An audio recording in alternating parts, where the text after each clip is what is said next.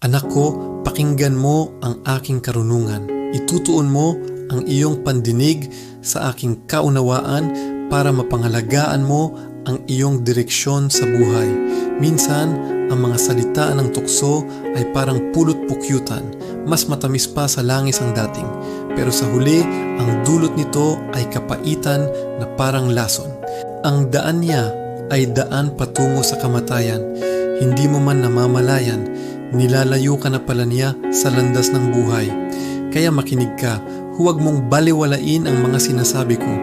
Lumayo ka sa kanya para ang iyong dangal ay hindi mapunta sa iba at ang iyong mga taon sa isang malupit.